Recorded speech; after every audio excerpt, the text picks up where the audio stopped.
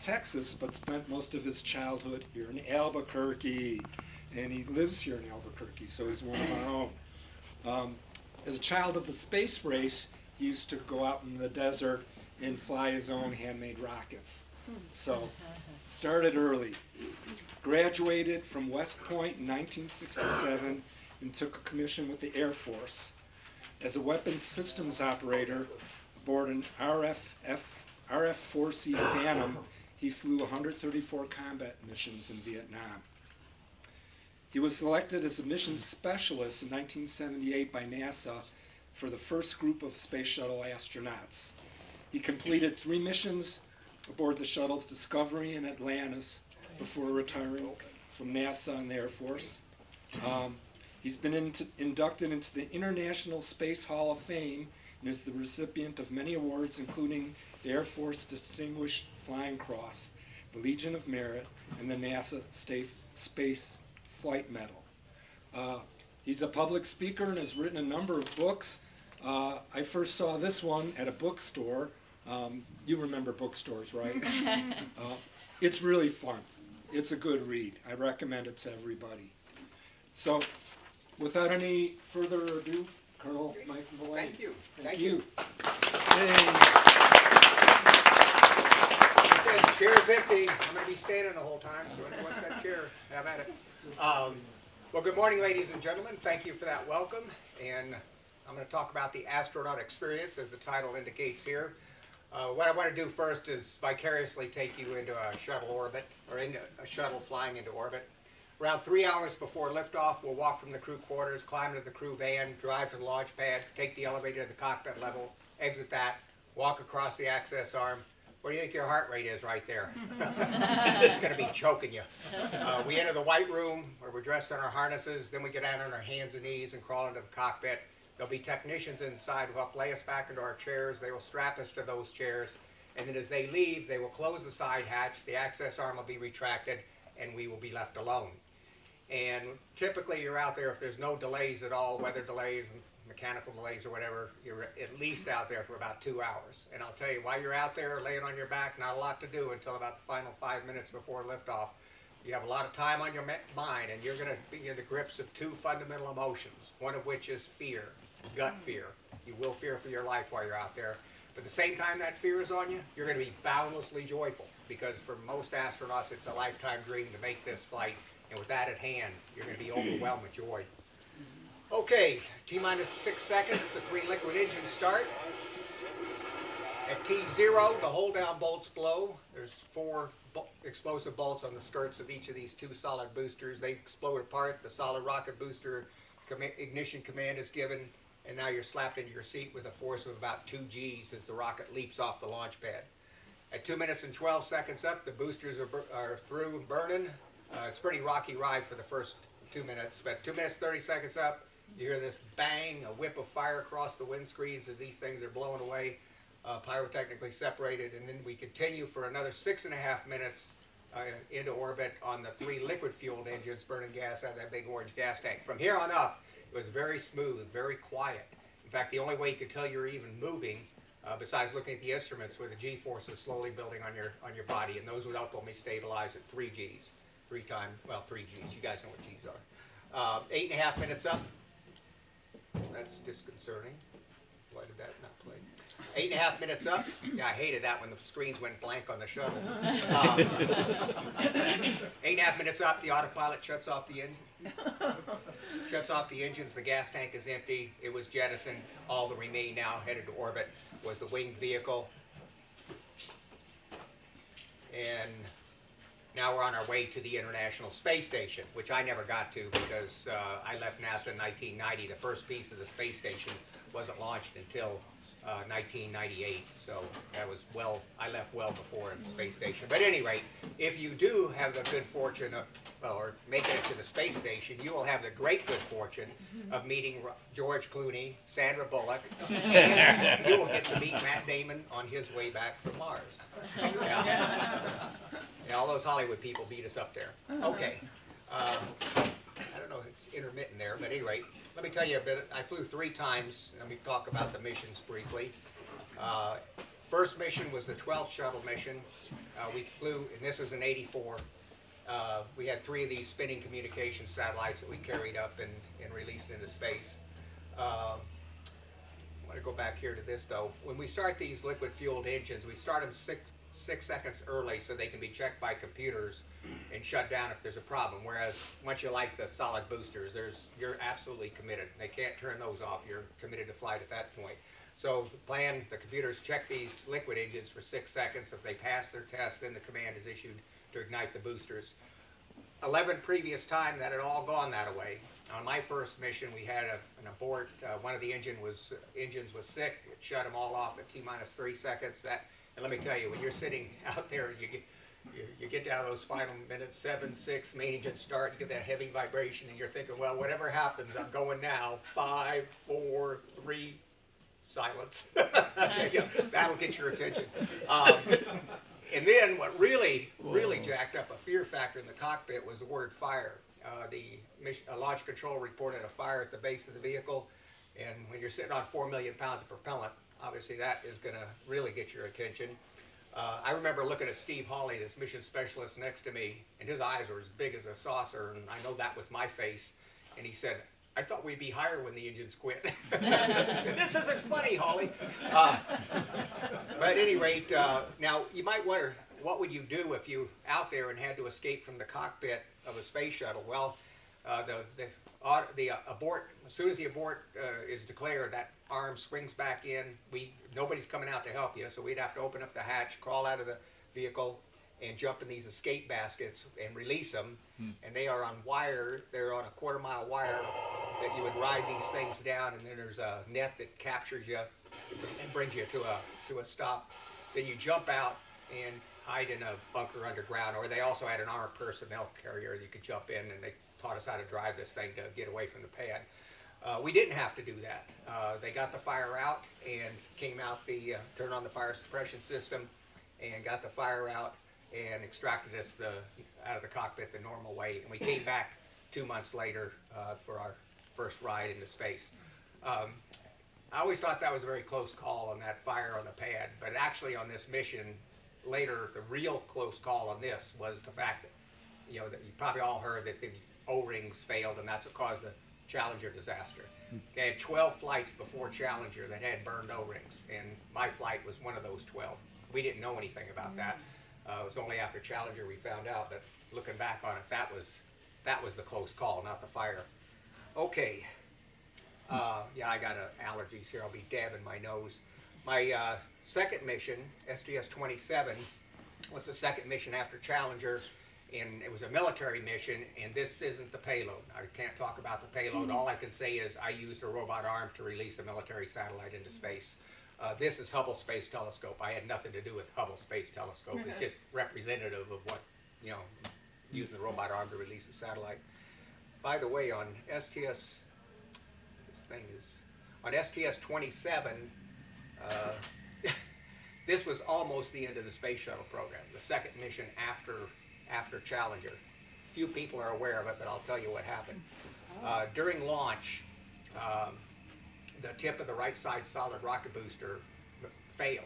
Just broke off due to some flaw in manufacturing. And it hit our heat shield along the right side of the vehicle, underneath the vehicle. Now, the heat shield, obviously, you need a heat shield because when you're falling into the atmosphere on reentry, that's a 3,000 degree plasma your vehicle is wrapped in that 3,000 degree plasma. The leading edge, the nose and the leading edge of the edges of the wing, they are covered with carbon panels. They see that 3,000 degree heat. You have an aluminum vehicle underneath it, and that melts at 1,000 degrees, so clearly you need this insulation. Now the silica tiles, these things up here in the nose will take basically that's sand is what it is. It's blowing strings of silica. It feels like if I handed you one, you'd think you were holding a heavier piece of styrofoam. That's what it's kind of like. But at any rate, it's about 5 inches thick, 6 inches thick up here in the nose, sees 2,300 degrees. Well, that's where we took our hit. We didn't, the ground knew we had taken a hit and had us use a robot arm to survey the damage. So we knew we had damage, and when we landed, it turned out that all those white scars there, that's heat shield damage. Turned out they had to change out, I think, 600 or 700 heat tiles. They were so severely damaged. But what was really dangerous was one of these heat tiles was completely missing, was blasted completely free.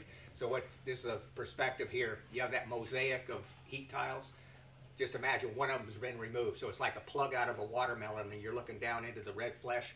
That's the vehicle. Right below that, it's the vehicle skin. I mean, it's just the very last bit of insulation that was remaining there in this part of the nose up that sees 2,300 degrees. And this is after it got in the hangar and they stripped out all the adjacent tiles. You can see how close we came to through a burn through. And if that had burned through, obviously I wouldn't be here and we would have lost the vehicle, as happened on Columbia. But the fact that it was a second mission after Challenger, I think had that happened, that would have been the end of shuttle. I don't think Congress would have tolerated almost back-to-back deadly incidents like that. So that was a close call. By the way, I hit the button and wait. There we go. There were a couple takeaways. This is something that everybody ought to think about.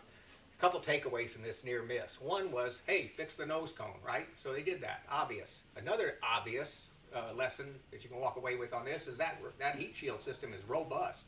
The engineers said it was never going to be like a shingle being pulled out if you missed one that would just lift all of them off. They said, no, one could be gone and it's still going to come back. And sure enough, they were right. So we proved it was a very robust system. Now, the not so obvious lessons to walk away from were the effect of debris hits on other parts of the heat shield rather than those silica tiles.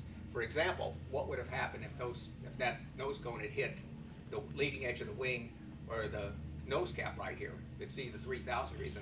And I don't remember any curiosity devoted to that at all. I don't remember anybody asking that question. I didn't.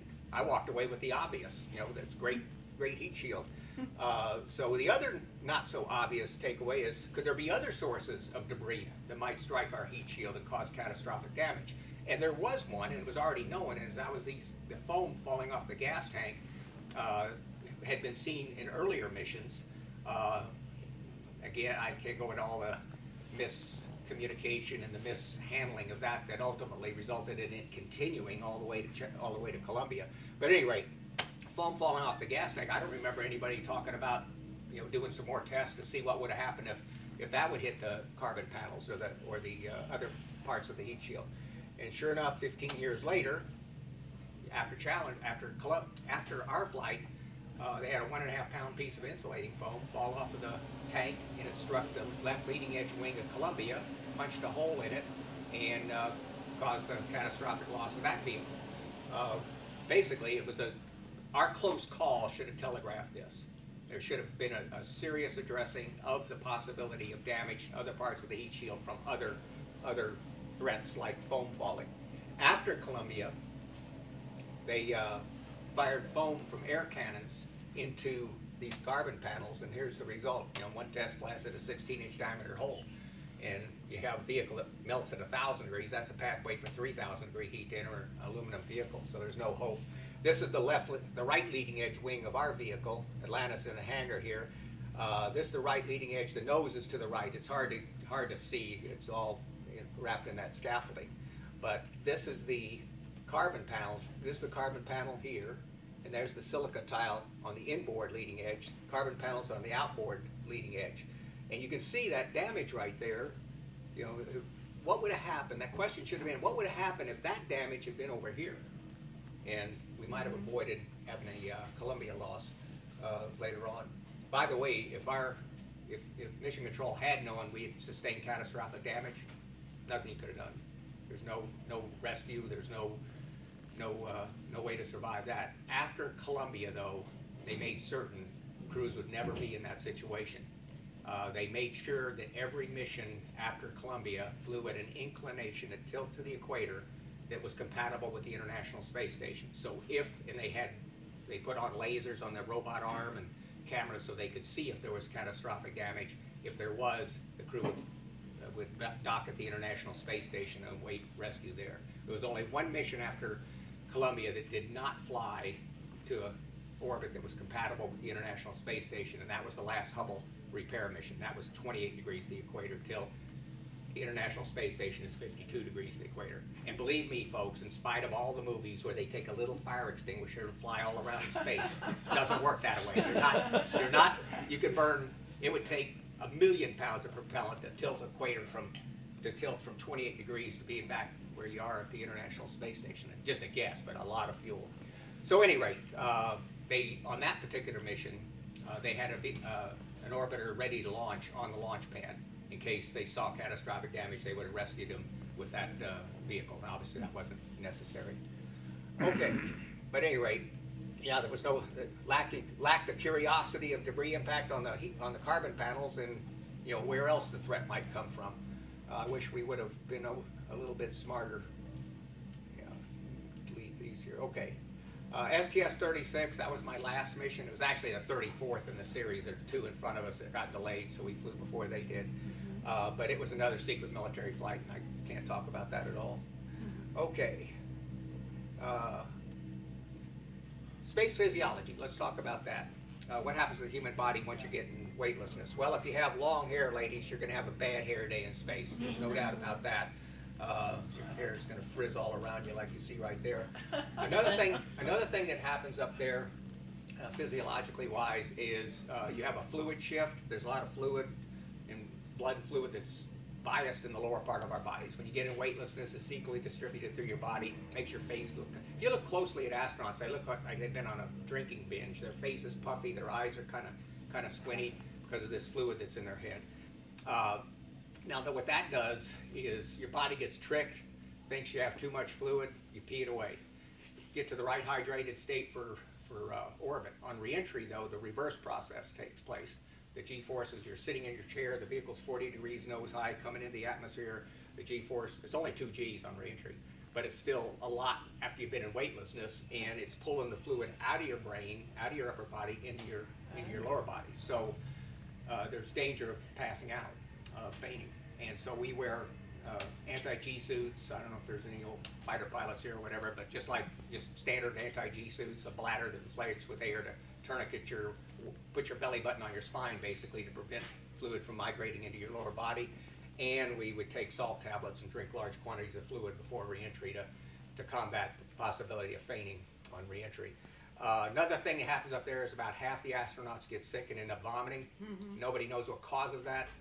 It's not Earth-based motion sickness, though. In other words, if you get seasick, car sick, plane sick, it will not predict whether you get sick in space. You may or you may not. I flew in the back seat of Phantoms most of my life, and I have filled countless barf bags. I mean, I kept that company in business. And I got in orbit and never had a ripple of nausea, none at all on any of my missions. And then I'm on flights with test pilots who can do anything in a plane, have never been sick in their life, and they're up there vomiting for a week or 2. So, they can't figure it out. They just treat it now. They tried all these holistic ways when I was there, but they finally gave up and just give us industrial strength anti-nausea medication.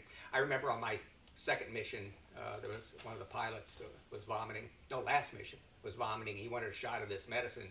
We always have somebody aboard that can give a shot. They practice on an orange. We didn't have any doctors aboard. They just go to the flight surgeon's office, and the flight surgeon used an orange to practice, injection.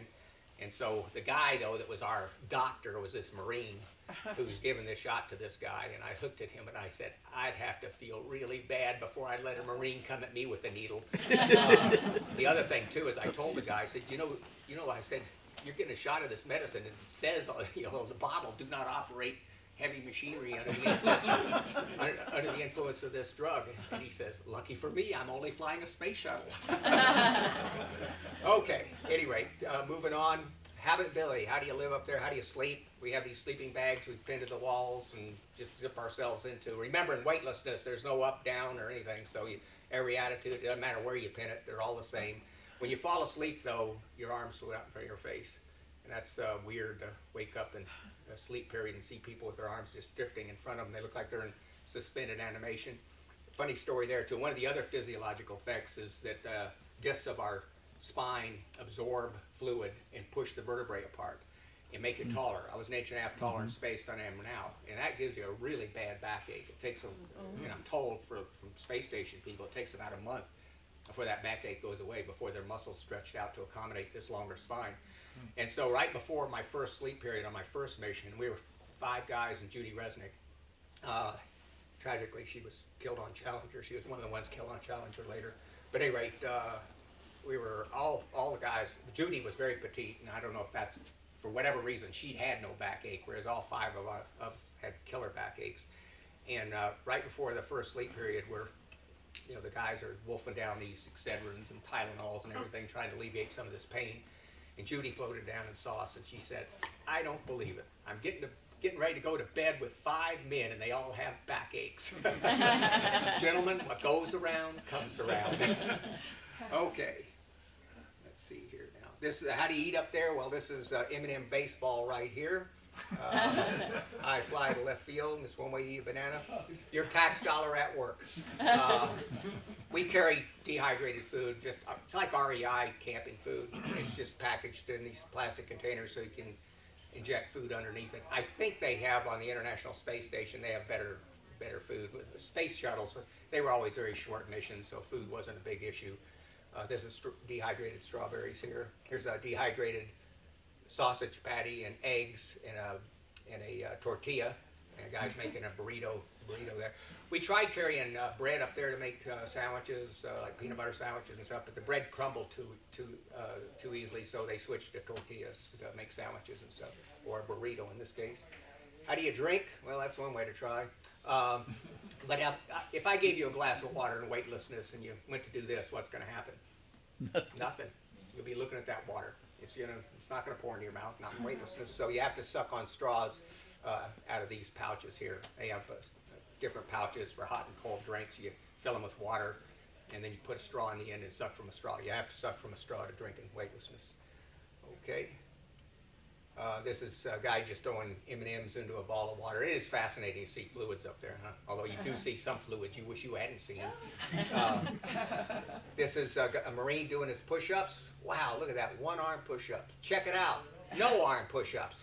When you're weightless, obviously you cannot use gravity as a resistive force to exercise, so we actually had a treadmill type of device. Let's see if this is going to play. Yeah, there it goes. Whoops.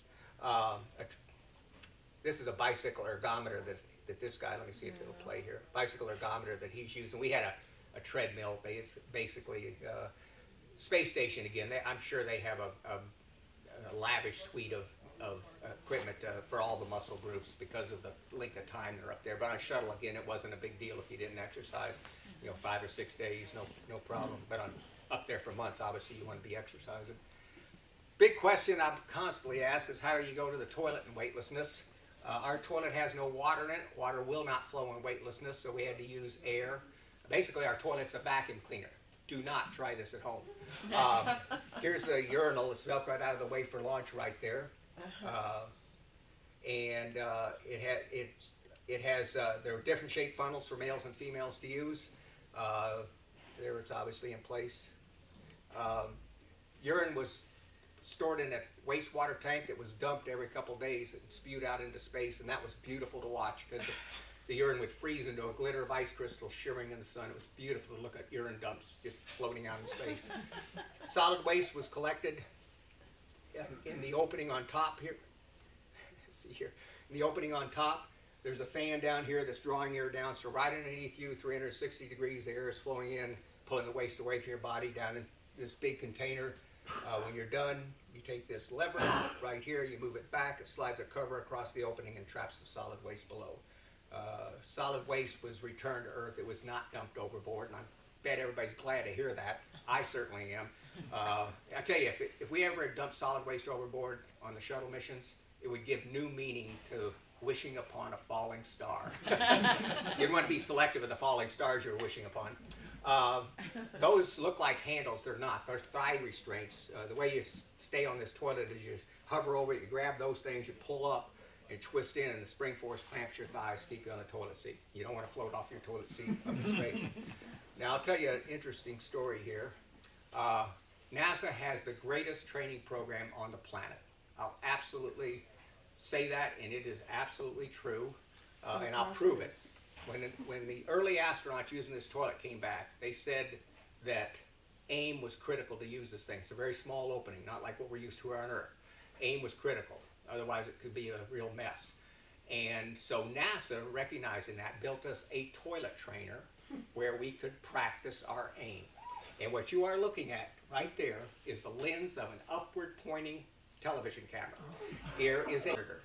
You sit on this and you look at unmentionable things in that TV screen and you wiggle around until you have a bullseye. And NASA puts a crosshair on the screen so you know when you have a bullseye. Then you memorize where your buttocks and thighs are in relation to the landmarks of the seat, so up in space you can get a bullseye every time. Who wants to be an astronaut now? Takes a lot of the glamour out of the business when you go for that training. But I'll tell you, NASA's training program is absolutely incredible. If there's any way they can prepare you, their basic training program is no surprises. We're going to do everything to eliminate all surprises, but we know they're going to be surprises, and you're going to know the system so deep that we'll be able to respond to those surprises and still, you know, result in mission success and safety. Aliens, I get asked that question a lot. Have you seen any aliens up there? No. Do I believe there's aliens elsewhere in the universe? I do. Do I believe they visit Earth? No, I do not. I'm sure all these other things are explainable. I think if they ever came, they would make a significant and unambiguous contact. But I absolutely believe that we're not alone in the universe. I think there's probably intelligent life elsewhere, and this is why I believe that, is the immensity of the universe. This is actually one of the lowball numbers you can see on the internet on how many stars they estimate are in the known universe. That's pronounced 10 billion trillion. And you know, who's to say that on that little star right there, there's not a planet with some creatures on it? I just can't see these type of numbers and not believe that they're out there. So by the way, that works out to 10,000 grains of sand for every star. I'm sorry, 10,000 stars for every grain of sand. That's hard to believe. When you walk on a beach, think about that. And this is the lowball number too. And some of them think more. And to give you some perspective on this, this is one of, I don't know if it's Hubble or James Webb, but everything you're seeing here, these aren't stars. Every single tiny dot there is a galaxy of hundreds and hundreds of millions of stars. Now this picture, get your head around this. If you held a grain of sand at arm's length, that's what this picture is captured. A grain of sand, that's the image, the focus of that telescope is, a grain of sand. Now imagine how many grains of sand you would have to cover the whole celestial sphere. And behind each of them, what are you going to see? You know, probably the same thing. More and more, thousands and thousands of galaxies. God, it just blows your mind to think of this. I'm always fascinated by it. That you just wonder, you know, how many creatures right now are in that picture. Okay, challenge. I wanted to tell you something that you'd find interesting here. Did I have that on there for? Okay. Of course, Challenger, well, maybe you didn't know, but before Challenger, we had no escape system on the vehicle. First 4 missions flew with 2 ejection seats for the 2 pilots. They were considered experimental flights, and then NASA declared the shuttle operational at the 5th flight. So after that, no escape system, whatever. Crew sizes went from 4 to probably 8 in some cases, and there's no way to put that many ejection seats on a vehicle, so there was no escape system. And the reason they didn't put it in, now first of all, no astronaut ever believed the shuttle was operational. We always felt it was experimental and had all the hazards associated with an experimental space vehicle. But that all occurred before we got there. I was in the first group of shuttle astronauts, and this had all along been decided in the design of the vehicle. So it had no crew escape system. And the reason was NASA felt that the technology, when they were designing and building the shuttle with redundancy and testing, they could make it as safe as a high-flying aircraft. And you don't put ejection seats on a 747 UPS cargo plane, and that's what the shuttle was. In their minds, just happened to fly higher. So we had no escape system. Well, obviously, after Challenger, they said, hey, we got to give these guys an escape system. And they looked at various ways to do that. Ejection seats, impossible to retrofit the vehicle with those. The F-111 escape system. You guys had an F-111 out here for a while. Let me see if this thing will play.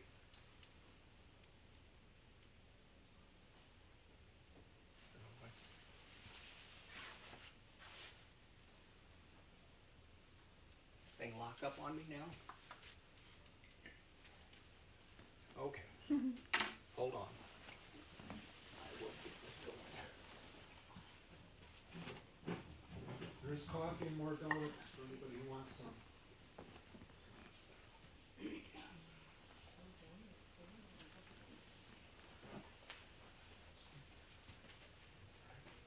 It's pretty good computers, if you remember. Okay, let's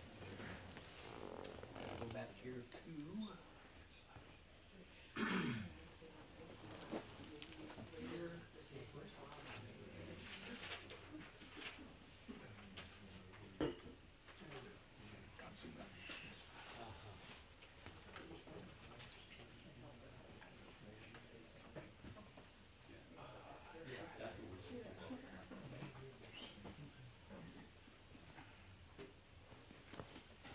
Anybody says EEA and any of these that come up, no, I don't know where that came from. Oh, here, I know where it is. Never mind.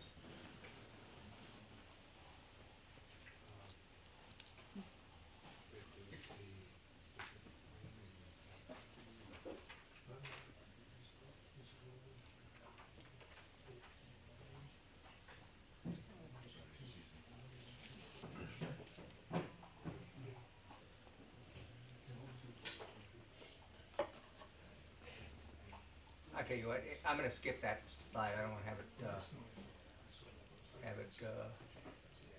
lock up again. Okie dokie. Anyway, the F-111 had a whole crew cockpit blasted free of the vehicle, and that was another thing they looked at. But again, you can't retrofit a vehicle with that. By the way, I ended up ejecting from an F-111 in my career using that capsule. That was another. That's why I don't have any hair. Anyway, so NASA at the end, the only thing they give us was a backpack parachute, just like World War II. That's what we had.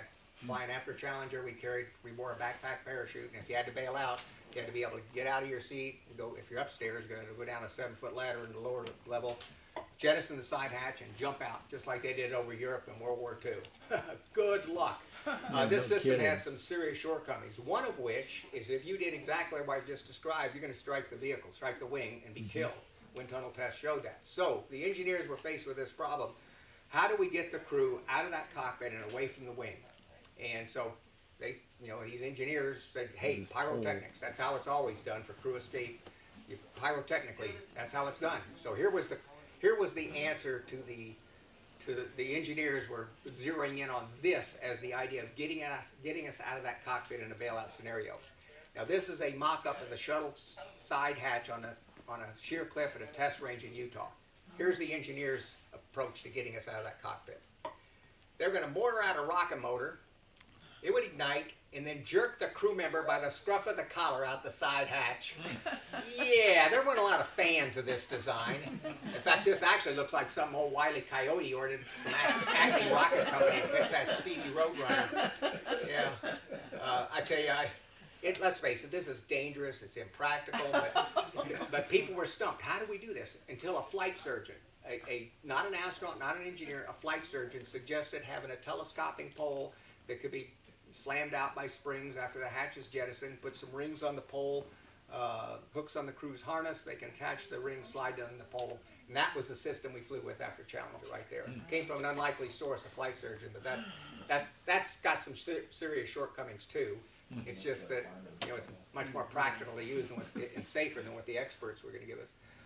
By the way, the reason Challenger, the crew, it's impossible to know positively, but it certainly appears that the crew certainly survived that breakup. It wasn't catastrophic. They survived it. I mean, there were switches found in the cockpit that were in emergency positions that would have only been there in the event of that vehicle coming apart. So, if the crew, some people hypothesize if they had had even this system, a couple of them might have been able to get out. It's hard, that's all guesswork though. Okay, let me finish with my life story. Tell you how I became an astronaut. I was born 3 weeks after World War II ended, so I grew up as a very impressionable young boy, 4, 5, 6 years old, and what still was a fairly dark shadow of World War II. And my dad was a World War II aviator. He was a top gunner and a flight engineer on B-17s in the Pacific Theater. So he regaled my brothers and I with all these stories of aviation, in the war. And Hollywood was churning out these great movies about our heroics of our airmen in World War II. So here you are, an impressionable young boy. Man, I wanted to be I wanted to be a fighter pilot. By the time I was this old, they already had jet planes, F-84, I think they're Thunder Streak or Thunder Chief, I can't remember. But anyway, so I wanted to be a pilot. Meanwhile, Hollywood was turning out these science fiction movies about astronauts going to distant planets, and so no surprise there. I moved from wanting to be a pilot to Sputnik. I was 12 years old when Sputnik was launched and started the space race. So no surprise, I didn't want to just be a pilot. I wanted to be one of these guys, a John Glenn or an Alan Shepard, and ride rocket ships into space. As you heard in my intro, I was growing up here in Albuquerque. I had a vast desert right outside the door where I could indulge my interest in homemade rocketry. Wasn't so much rocketry as pipe bombs with fins. Maybe blow myself to hell and back.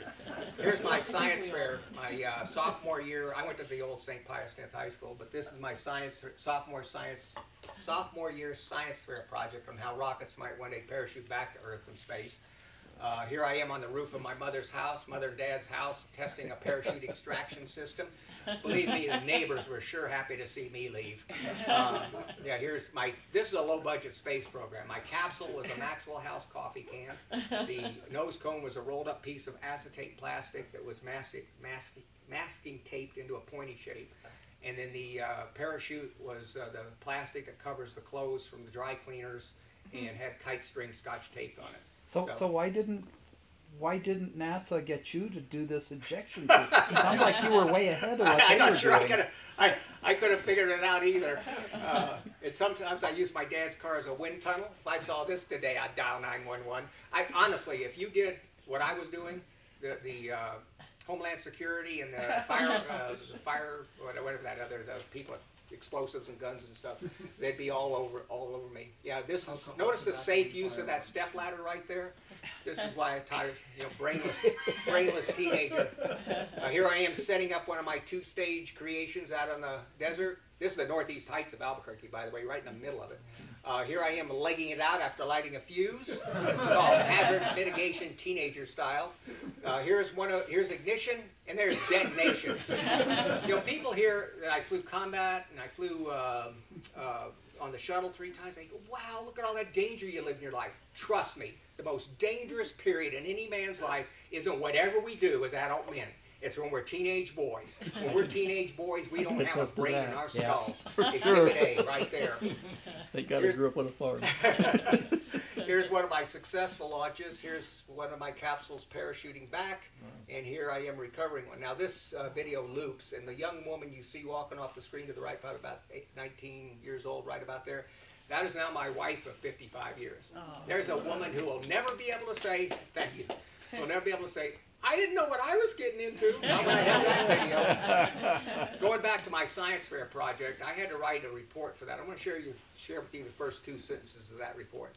The first sentence reads, today, and this was in 1960, this country and many others throughout the world are steadily working toward the conquest of space. My second sentence I wrote, someday I also plan to participate in this great undertaking. Now I was 14 years old when I wrote that sentence. 25 years later, at age 39, I'm floating around in the cockpit of Discovery on my first space shuttle mission. So clearly that is a dream come true by any human's definition. And I suspect right now that many of you are thinking, well, of course it happened to you, Mullane. You were different. You were born lavishly gifted. You were a genius child. You had all these incredible talents. It was a piece of cake for you to march up that road and grab that golden astronaut ring. Well, let's investigate this. This is my senior high school, St. Pius High School, 1963, senior year yearbook entry on ambition. I wanted to attend the Air Force Academy. I could not get into the Air Force Academy. My grades weren't good enough. West Point took me, which frankly doesn't say a lot about West Point. But in all fairness to West Point, I was a 3rd alternate from my congressional district. I barely made it into West Point. And at graduation West Point, I wasn't on the stage getting awards for academic excellence. So destiny did not have genius to work with. Let me show you a few other things destiny struggled with. This is the varsity club in my high school, senior year. Star athletes. Ladies and gentlemen, I'm not in this picture. I was no star athlete. This is the homecoming or prom. It doesn't matter. I wasn't at either. I never had a date. I didn't run. I was never in student government. you get the picture here. And this says it all about my days and as a teenager. The dedication pages out of my high school senior year book, and I have one dedication, and it reads, "You missed Korea, but here's hoping you make Vietnam." I swear to God, that is the only dedication I have in my entire senior high school yearbook. So what does that say about popularity? Not so popular. By the way, the guy that did this, him and I both ended up in Vietnam. He ended up in some really grim stuff over there too. Any rate, that begs the message. You know, I was an ordinary kid. And my wife would say, "Hey, don't ever stretch it and call yourself ordinary." But any rate, I certainly wasn't anybody that most people envisioned would turn out to be an astronaut. So how did that happen? Well, I had a couple things, only in retrospect that I can see, a couple things that were very important going for me. One was this right here. From a very early age, my interests were laser focused on aviation and rockets. That was it, to the exclusion of everything else. Teen scene, bands, sports, no interest. Rockets, aviation. And that is a rarity. That's a blessing. I mean, that's not learned. I don't know how you get it. I'm sure my dad might have had something to do with it. Maybe a lot to do with it. But any rate, it's a blessing because I've never seen it in any of my kids. My kids say they've never met anybody in their life that had an interest at that age in doing something. Most people, my kids changed majors in college, moved, bounced around. They had no clue what they wanted to be in life. And so I think that's 1 in a million where a very young child, knows exactly what they want to do. And like I said, maybe it's the guy upstairs that did it for me, but a very rare thing that I was blessed with there. So I had this intense focus, and also I had an abundance of tenacity. And I know where I learned that, and it's from my parents. My dad stayed in the Air Force after the war, and he was flying as a flight engineer on C-124s and C-97s, old 4-engine transports. And we were stationed at Hickam, Hawaii, back in 1955 when he was crippled with polio. And one of the last polio epidemics was crippled for life with polio. Never again walked. Age 33, never again walked. Was in a wheelchair and crutches the rest of his life. And at this time in my parents' lives, they had 6 kids to raise. And it was my parents, looking back on it, it was my parents' heroic response to pushing through the difficulties that polio put in front of them raising this family. They just pushed through these obstacles as best as they could, failed sometimes, learned, continually tenacious. Their mission was to raise these 6 kids, and polio was not going to overcome that in their minds. And so I can see now I was imprinted. I was 10 years old when this was all going down, and I can see now I was imprinted with that sense of tenacity that you don't quit on the first speed bump and when you're going toward a goal. So I had these 2 things going for me, but I'll tell you what I lacked. Was this right here. I had no confidence in myself that I could elevate myself. I was just locked in teenage angst that everybody else was better than me, that I couldn't compete. And so, no surprise here, I didn't try out for sports because I was afraid of failure.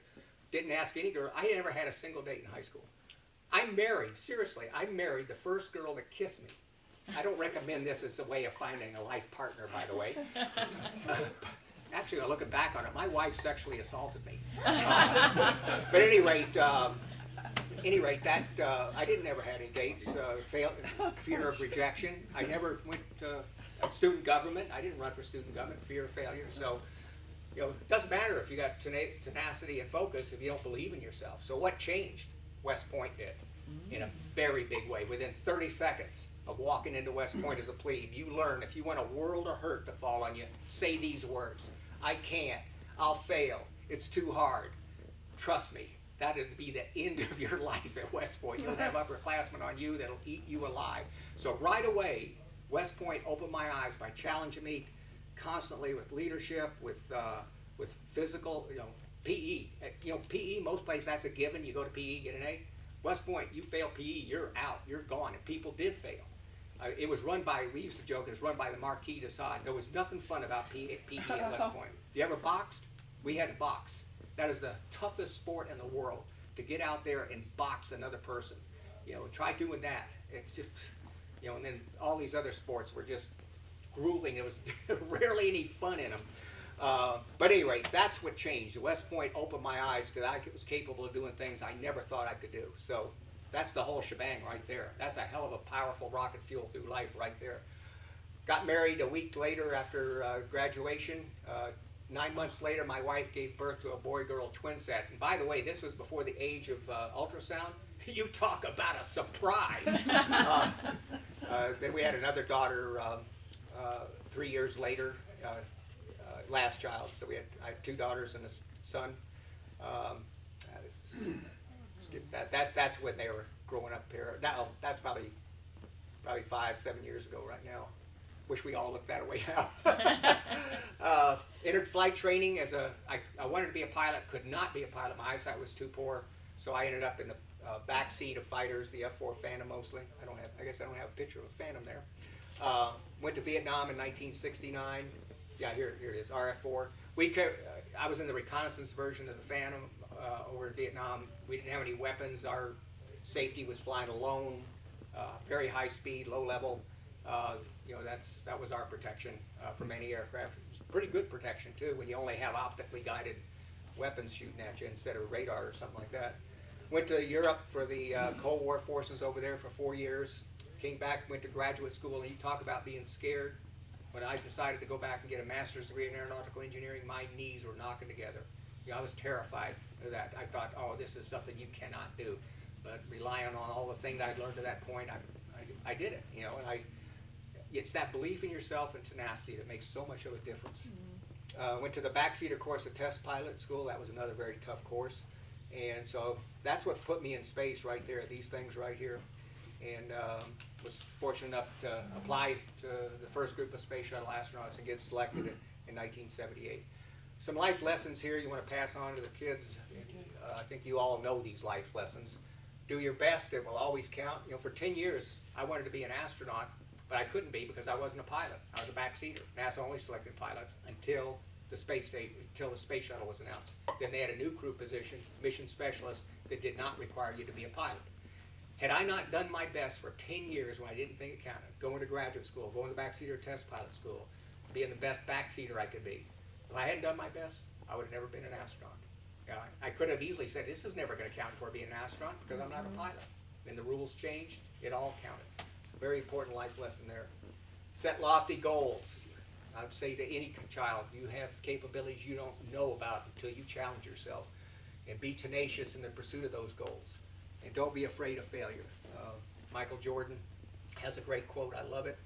I failed over and over and over again in my life, and that is why I succeed. Think about it. Here's a guy saying the only reason he failed his way into the NBA Hall of Fame. Just think about it. He said every time he failed, he learned something to apply to the next drive, the next game, the next shot, the next pass. He failed his way into the NBA Hall of Fame. I think that's a great quote to burn into your brain. Of course, look at the SpaceX. We all know how they are succeeding now, right? Okay, well, that didn't just happen overnight. They would try landing these things multiple times out on these remote barges, and that's going to leave a mark. So they failed over and over and over, but eventually they succeeded. I just saw they landed their 164th booster successfully, brought it back, and as a result of that, they're cutting the legs out from underneath these other people when it comes to launch costs. They're just all the other legacy carriers are struggling to catch up with SpaceX with some type of reusability capability.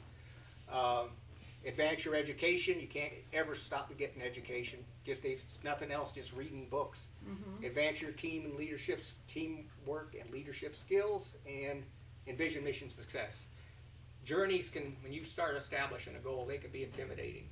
I remember thinking about graduate school. I was really scared that I was going to fail at that, and but I would think, hey, what it's going to be like to stand on that stage and be awarded that master's degree, and it makes the journey a lot easier. And I do that in my life now still when it comes to hiking. I do a lot of mountain climbing, even at my age. Last year I did 500. I keep a spreadsheet. 512 miles of climbing mountains in New Mexico and Colorado, and for a vertical altitude gain of 180,000 feet. So here I am on top of one of them. That's way back, but when you're standing on that trail down there and envisioning you're going to be on the top of one of these peaks, I'll tell you, it can be crippling intimidation. So what I do is I think about being on the top. Now here, I'm gonna brag, okay? I'm gonna brag. Okay. This was taken 3 weeks before my 77th birthday. I went and climbed Mount Harvard out there by Buena Vista. I previously climbed it. I've climbed 40 of the Colorado 14,000 foot peaks over the years, and I climbed this one 15 years early. But I decided, well, I'll go try it again, and no sweat. Got up there at age 77. So what does this say? Geezers rule, folks. Geezers rule. Gives Okay. us hope. Okay, Albinus. Yeah, you don't have to be extraordinary to achieve extraordinary results, but you do need to, live those lessons of, believe in yourself, tenacity, and focus. Okay, done. Anybody have a question? Thank you.